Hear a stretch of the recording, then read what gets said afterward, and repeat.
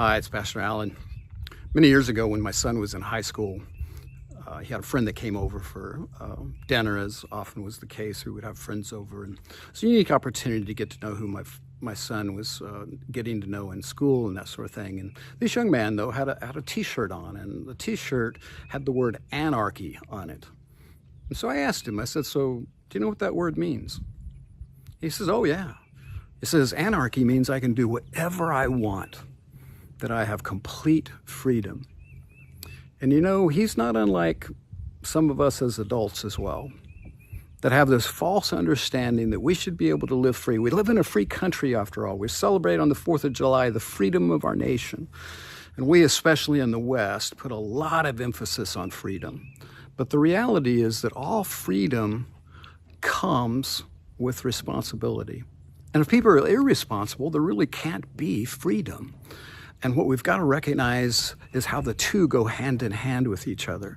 How do we live in freedom, but at the same time do so responsibly?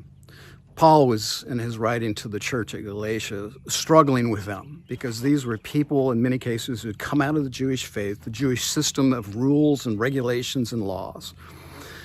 And yet they were falling back into that as they were following Christ. And he's saying, what are you doing here? Has somebody bewitched you, he says in Galatians chapter 3. And he's trying to help them understand that the law could never make you right with God. And he helps them understand that they've been made right with God through what Christ has done for them on the cross. And in that, they are free. Now, it's not that the law no longer applies to us, that it no longer has purpose, because it does give us an idea of how God created us to live, how God desires for us to live.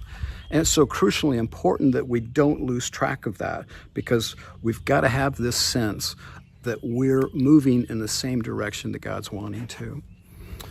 I read a book a while back about a man who was a pastor like myself, and he was teaching at a conference, and there were some people in the audience that came up to him afterwards that were a part of a group, and they asked him when he got done, said, "Hey, we really like your message, but we got the impression from you that God probably doesn't love us."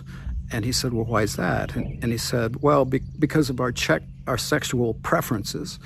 And he says, "Well, God does love you. Let me reassure you of that. God absolutely loves you."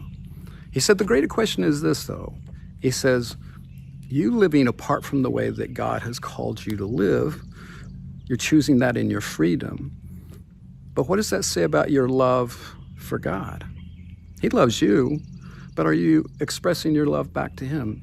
Jesus told his disciples very plainly.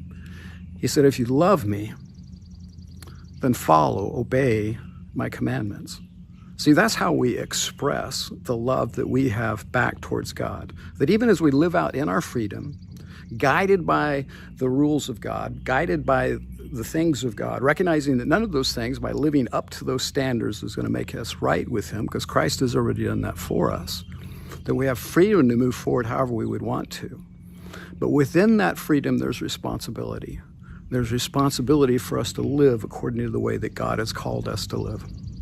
Because otherwise, it's kind of pointless what Christ did for us, because he died to deliver us from sin. And we can't continue to live in sin and say, "Hey, God's good with that because I'm under grace." Because in my book, at least, we're taking advantage of the grace that God has given us. You know, when I look at this passage here, it stands out to me, because Jesus is speaking to the Jews who believed in him. This is out of John, and it says, "So Jesus said to the Jews who had believed in him, 'If you abide in my word, you are truly my disciples, and you will know the life, and the truth will set you free.'